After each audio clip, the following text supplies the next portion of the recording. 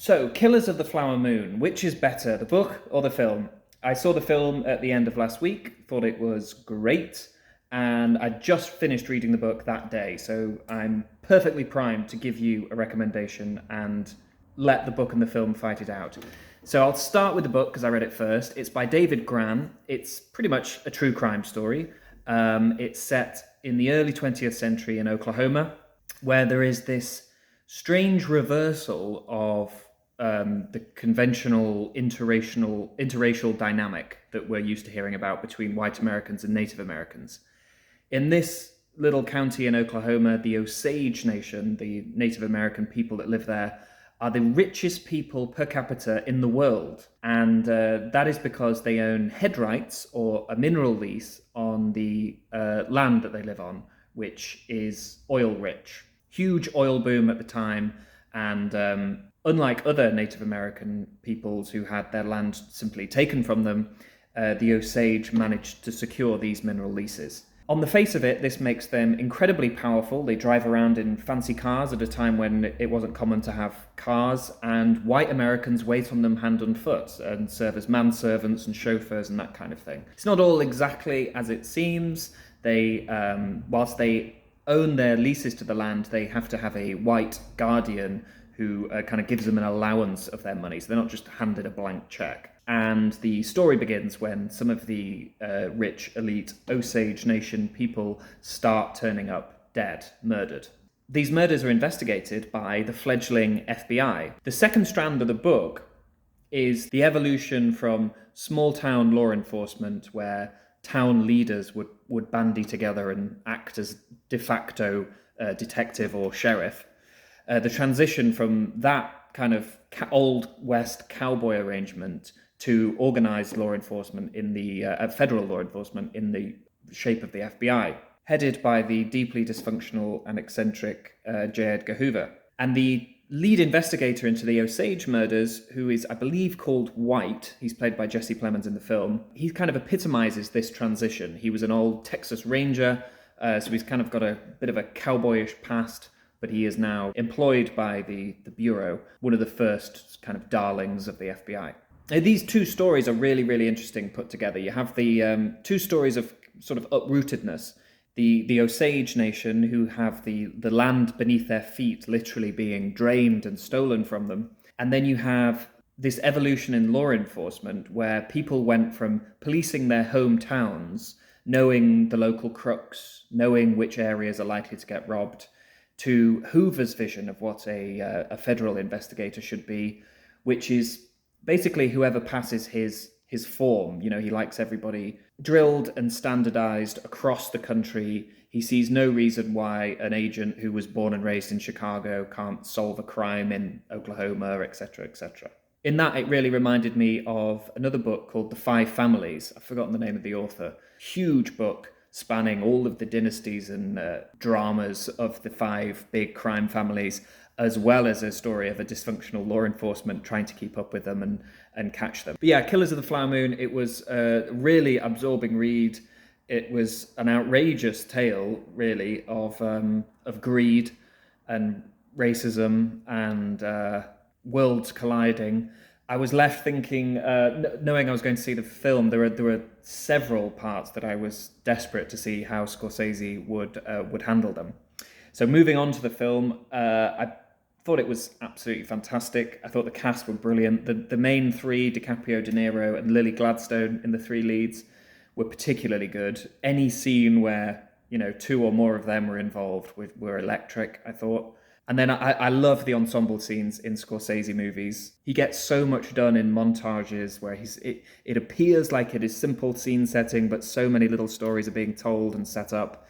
This film totally delivered on that. There are fantastic little character actor performances here and there. I particularly loved the scenes, which I think were the film's invention. I don't think they are sort of acted out, as it were, in the book, but featuring the Osage sort of community discussing what they're going to do and how they're going to try and get help solving these murders. One thing I will say, if you told me before I went in that Scorsese was basically going to cut the formation of the FBI stuff from the book, I'd have been pretty disappointed because I thought that stuff in the book was really, really interesting. But totally works in the film. Basically, Scorsese drops that story. I mean, the FBI agent is still in it. He still turns up. But he kind of gets the story going in the book, and in the movie turns up about halfway through. Instead, Scorsese spends more time in Oklahoma setting up the Osage Nation and setting up the white characters who live there. Chiefly, De Niro's character. Chiefly was not a horrible pun. And DiCaprio, who arrives at the start of the movie. This is a crime story. This is a mystery, and Scorsese has a brilliant way of showing different ways of seeing different realities. Movies play a role in that. There are people watching movies in the actual movie itself. There's early newsreel footage being played at some points. There's a lot of shots of observers. It actually kind of reminded me a little bit of Twin Peaks: The Return, which I've been rewatching. Anyone who's watched The Return will know what I mean. There is a scene where 3 or 4 people who don't speak and are drenched from head to foot in oil are just watching on as a scene takes place, which was very, very reminiscent of Twin Peaks. There were a few other little Twin Peaksy moments in this film, which I may spoil Twin Peaks and the movie if I go into. But yeah, at the start of the film, there is footage that looks like it is old-time movie footage. Members of the Osage Nation and members of the white Americans they live amongst, posing for pictures or posing for little clips of film. But then the camera moves in a way that no camera from that era could, which I thought was a clever visual way of just subliminally getting us to distrust the official version, to make another Twin Peaks reference. Another way Scorsese introduced sort of different ways of seeing and reality clashes was the way he showed aspects of the Osage mythology were quite surreal moments, quite abrupt, but very quiet. They didn't really disrupt the narrative. They were just sort of moments that were really visually arresting. And then the mortal plot, the sort of foul murder plot continued. There's a really good payoff to all of this, wrestling over who's controlling the narrative and who's deceiving who and whose version of the story is going to fly. As David Grann relates in his book, the FBI were very image conscious, and Hoover was very, very proud of his agents once they had a success. And famous cases and famous successes for the FBI were quickly adapted into radio shows, which Scorsese makes a cool little scene out of that towards the end. In the quieter, sort of smaller scenes, there's some wonderful moments.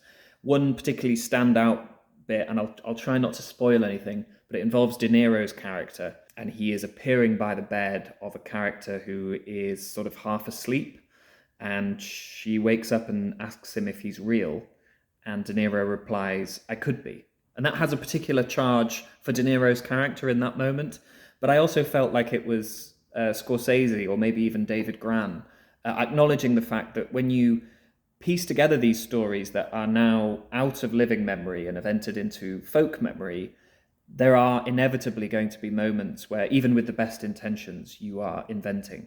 And so when De Niro said, "Are you real? I could be," it felt like he was saying, or acknowledging, the whole movie, the whole enterprise was acknowledging, could have happened. This is how we imagined it happened. This is how we kind of fill in the blanks. Now, one thing I do want to mention, and this, if you want to go into the movie with absolutely kind of untrodden snow, I would turn off now. I won't spoil anything in the plot, but I will mention something the book does that the movie doesn't. About 3/4 of the way through the book, we get to the end of the movie, and then the book has this astonishing stinger where we cut to modern day, and the author, David Grann, relates going to Osage County and discovering a further revelation. Something which blows the proverbial case wide open, shall we say. And I was wondering if this was going to make it into the film, if we were going to have this kind of like hard cut to the present, which we don't. Scorsese chooses to really tell the story of the 3 leads. So in deciding which one's better, I would say, I have to say the movie. I think Scorsese is at the absolute top of his game. I think his cast are at the top of theirs.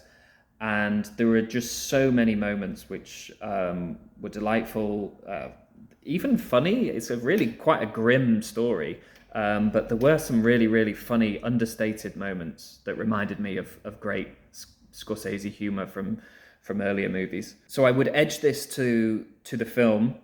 But because of that stinger and that conclusion to the book, I think if you enjoyed the film, you must seek the book out. This is a very, very close one race, but yeah, Scorsese's a genius. I have to give it to the film.